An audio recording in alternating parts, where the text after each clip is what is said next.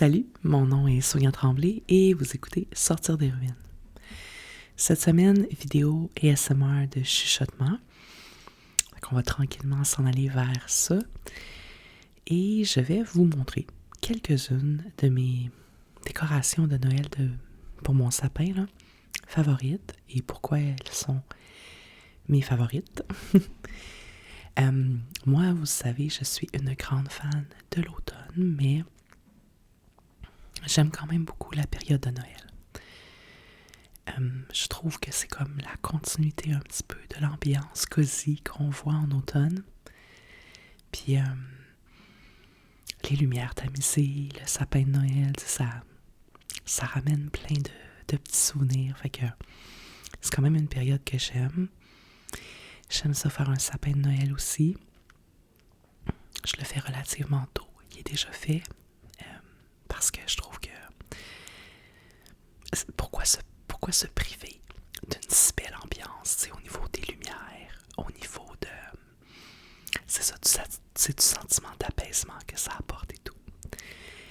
Donc, au niveau des décorations dans mon sapin, j'aime beaucoup, mettre des décorations boules de Noël régulières ou en bois. Des petits objets, mettons, en bois, des luges, des Pères Noël, des trucs comme ça.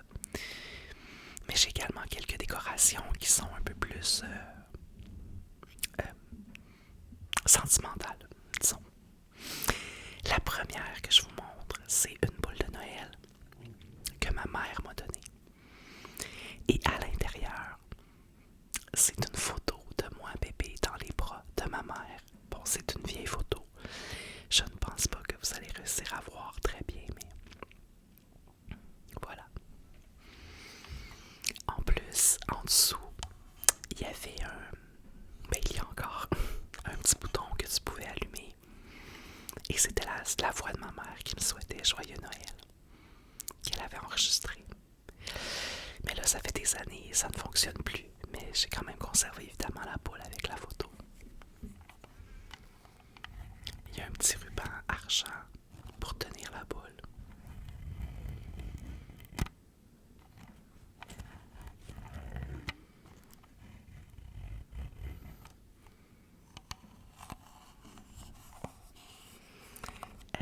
Elle est comme en plastique métallique, si on veut, avec l'ouverture à l'avant, où il y a la photo. Puis à l'arrière, il y a les petits trous pour pour quand elle a enregistré sa voix. Et en dessous, il y a le bouton qui ne fonctionne plus malheureusement, mais bon.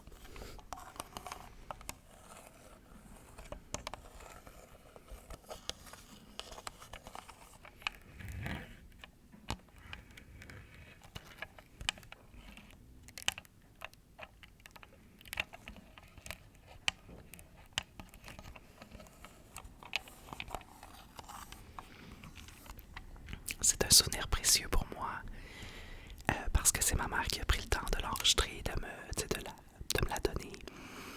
Mais aussi parce que j'ai une photo de ma mère et moi, puis je n'ai pas beaucoup de photos de ma mère et moi quand j'étais toute petite parce que les photos de mon enfance, là, très jeune, ont brûlé dans un incendie. Quand j'étais toute petite, j'habitais sur une ferme avec mes parents. Je vous raconterai éventuellement peut-être. Je sais pas si je vous en ai déjà parlé. En tout cas, probablement. Et une nuit, la ferme a complètement passé au feu. Donc on a tout perdu, dont mes souvenirs, mes photos d'enfance de bébé et tout. Bon, quoi d'autre? Ah, celui-là, c'est une décoration de cette année que j'ai acheté. C'est un ours. Un petit ours en fourrure. En fausse fourrure, là. Il y a une petite corde en bois. Pas en bois, mais je sais pas comment. Comme un peu en imitation de jute, mettons.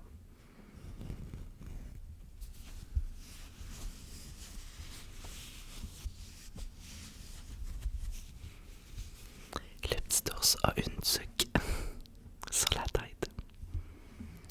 C'est un ours noir.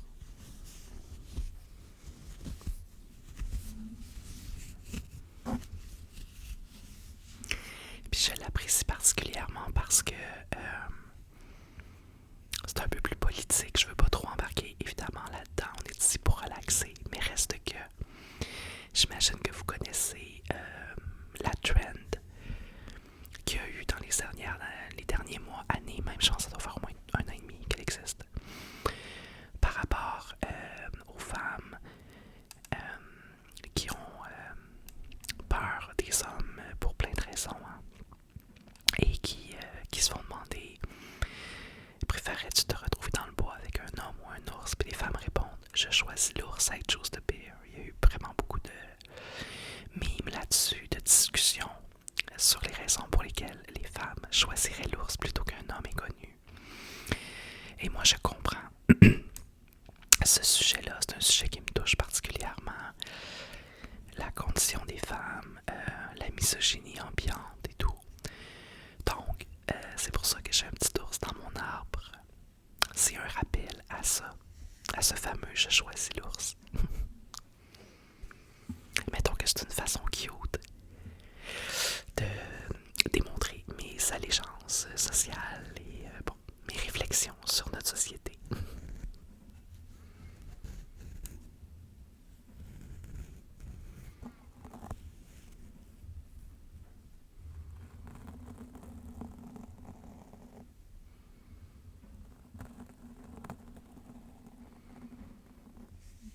Et voilà, je n'ai pas donné de nom par contre, peut-être qu'il faudrait lui trouver un nom. Si vous avez des idées pour le nom du petit ours, vous les mettrez en commentaire.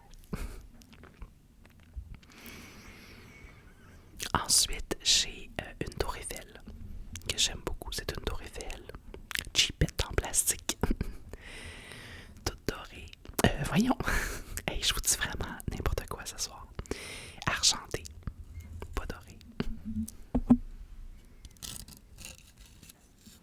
Elle a plein de petits brillants de coller dessus. En promenant mes ongles, je vais en mettre partout, mais bon, c'est pas grave.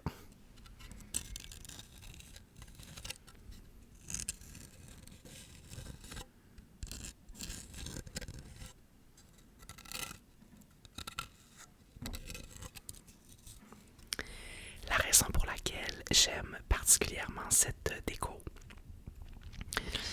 c'est parce qu'elle représente pour moi mon voyage à Paris, que j'ai fait quand même dans des conditions particulières. C'était en octobre 2019, à l'aube de mes 40 ans, juste avant la pandémie. Et c'est un voyage que j'ai fait seul. Je suis partie seule à Paris quelques jours. Ça a été un des plus beaux voyages de ma vie, pour plein de raisons. Premièrement, j'étais seule, je faisais ce que je voulais quand je voulais. Moi, vous le savez, c'est ce que j'aime le plus au monde, les activités en solo. J'ai rencontré plein de gens super cool là-bas. Je rêvais de voir Paris depuis très longtemps. J'ai pleuré. S'il y a des gens parisiens qui m'écoutent, vous allez rire de moi, mais bon. J'ai pleuré quand j'ai vu la Tour Eiffel pour la première fois. Quand je me suis assise au pied de la Tour Eiffel, seule, à Paris. Je me suis sentie tellement comme reconnaissante d'être là.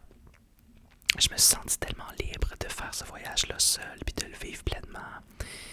Ça représentait beaucoup de choses, c'est que je voulais faire dans ma vie, ce voyage-là. Et considérant qu'après ça, en plus, il y a eu la pandémie, le fait qu'on n'a pas voyagé pendant très longtemps, on dirait que ce voyage-là a encore plus eu une signification particulière pour moi parce que, oh my god, quel bon choix j'avais fait de faire le voyage, ne sachant pas ce qui s'en venait, t'sais. Ça m'avait permis de recharger comme mes batteries, puis de vivre cette expérience magnifique-là, juste avant que notre monde s'écroule un petit peu. Fait que c'est pour ça qu'il y a une tour Eiffel dans mon arbre de Noël. Oui, elle représente une ville que j'adore, mais elle représente aussi toute la charge émotive de ce voyage-là que j'ai fait en 2019.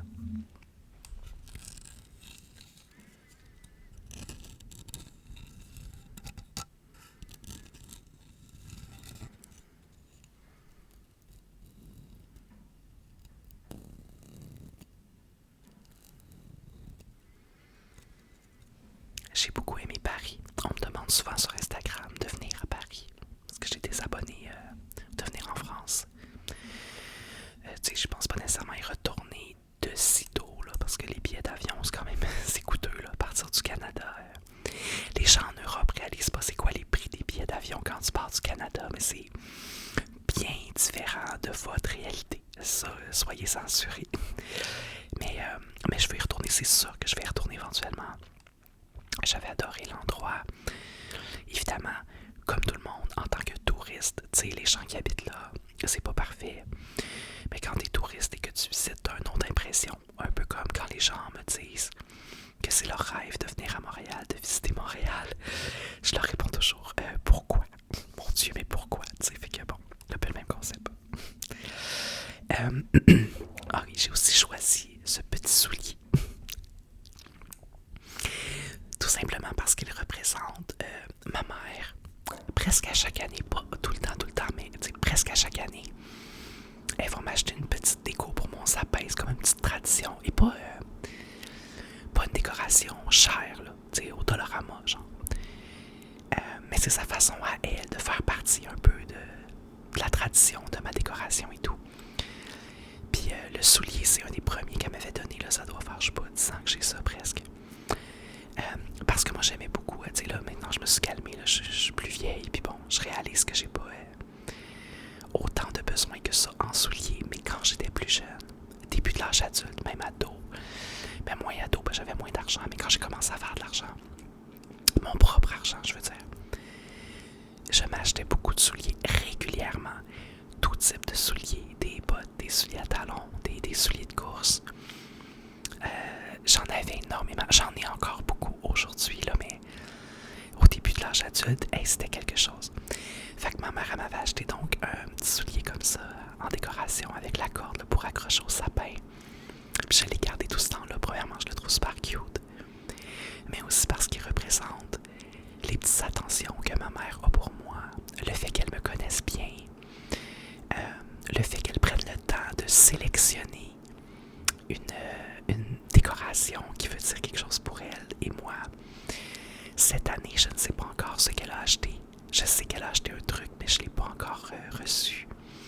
Fait que je verrai sûrement au courant du mois de décembre quelle est la petite décoration que ma mère a choisie pour moi cette année. Fait que le petit soulier est en brillant. Il y a également une petite boucle en haut avec un espèce de petit sapinage, là, si on veut.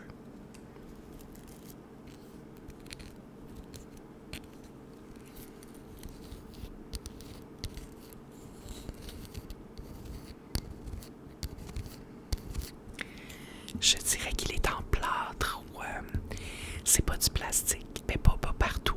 Je sais pas exactement en quoi il est, mais j'ai l'impression que c'est comme peut-être un petit plâtre.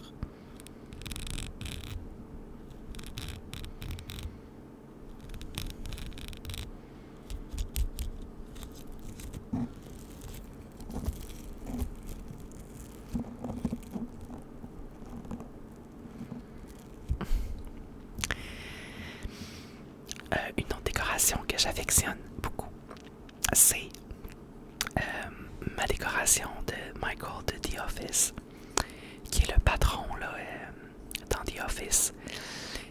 Je sais pas si vous écoutez cette série-là ou pas, mais c'est quand même une série culte. The Office, je parle pas le britannique, là, mais le américain. Moi, j'aime beaucoup The Office, un grand classique, je réécoute régulièrement. Je travaille dans un bureau. Je travaillais dans des bureaux toute ma vie. Je reconnais énormément de comportements, de personnages. Tu sais, c'est très caricature, là, The Office, mais je veux dire, je comprends, je reconnais des gens. Puis c'est une série qu'au début, t'as l'impression que c'est juste un petit peu des blagues ou un petit peu même de mauvais goût parfois, là, tu sais, mais il y a plusieurs saisons et ça prend pas longtemps, quelques épisodes, avant que les personnages se développent et que tu t'attaches énormément à chacun des personnages, leur vie, leurs obstacles, leurs relations entre eux, des personnages que tu penses qui sont détestables, qui finalement deviennent tes préférés. En tout cas, The Office, un grand classique selon moi. Et donc, une de mes amies qui me connaît bien m'a acheté un un petit Michael de The Office. Il y a sa tasse World's Best Boss de Dunder Mifflin. Puis moi, j'ai aussi, cette même amie m'avait acheté ça. Et il m'avait acheté une tasse World's Best Boss avec Dunder Mifflin écrit en arrière, qui est l'entreprise dans laquelle il travaille, là, dans The Office. Puis cet ami-là, en tout cas, je trouvais que c'était vraiment un cadeau concept, le fun, là, parce que j'ai la tasse, puis moi, je suis gestionnaire dans un bureau. Et j'ai mon petit Michael que je mets dans mon sapin à chaque année. En tout cas, ça me remplit de joie de voir ce cadeau-là, parce que, encore une fois, émotivement, ça me rappelle à quel point les gens qui sont dans ta vie, parfois, te connaissent mieux que tu penses. Puis là, vous allez dire, mon Dieu, elle te connaît pas tant que ça parce qu'elle t'a acheté The Office, mais en tout cas, je sais que cette personne-là me connaît très bien. C'est tout le concept en arrière, la réflexion qu'elle a faite pour choisir le cadeau. C'est tout ça, tu sais, qui m'impressionne dans l'amitié. Fait qu'en tout cas, c'est très cher à mes yeux, cette petite figurine.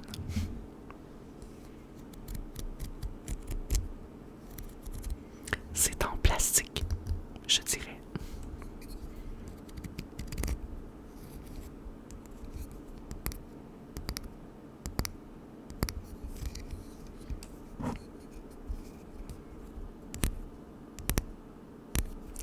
Puis il y a une petite corde, un petit ruban là, comme en satin blanc.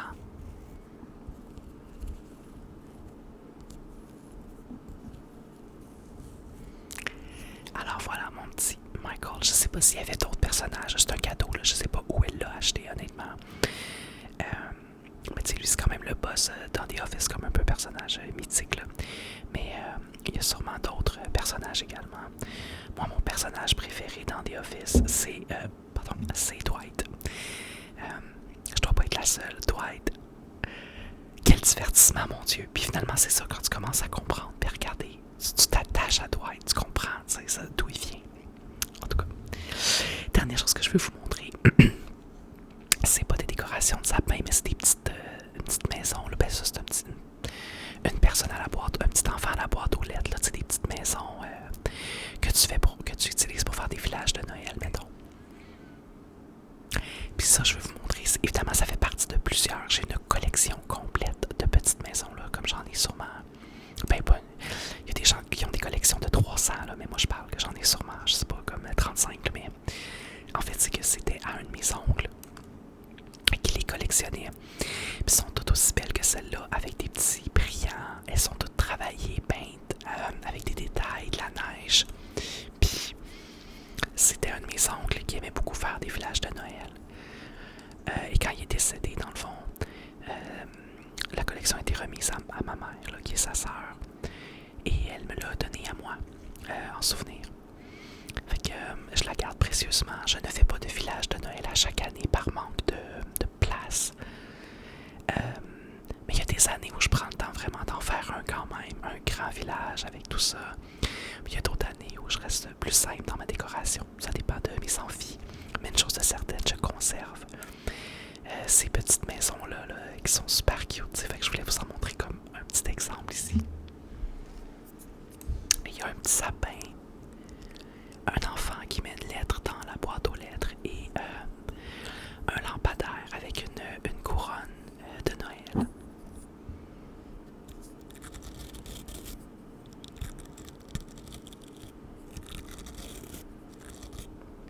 La base est comme en plâtre et les décorations sur le dessus sont en plastique, je crois. Je sais pas pourquoi j'ai autant de misère à identifier les matériaux, mais des fois c'est pas clair.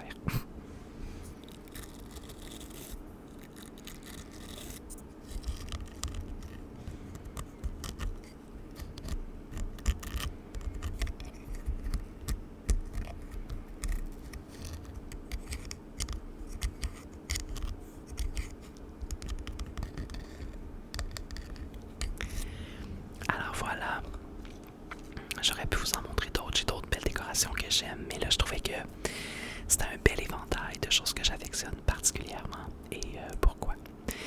J'espère que vous aussi les décorations vont bon train, je sais pas si vous les avez commencées ou non, il y a des gens qui attendent en décembre, mais j'espère en tout cas que vous pouvez profiter d'une ambiance relaxante de Noël pour les gens qui aiment ça, c'est pas tout le monde qui aime ça. Pour les gens qui aiment ça, donc et à immerser. Ça se dit pas ça, ça se dit-tu? Immerser. En tout cas, vous imprégner de cette ambiance, qui est l'ambiance de Noël. Sur ce, je vous remercie d'être à l'écoute. Je vous dis à la semaine prochaine. Mon nom est Sonia Tremblay et merci d'écouter.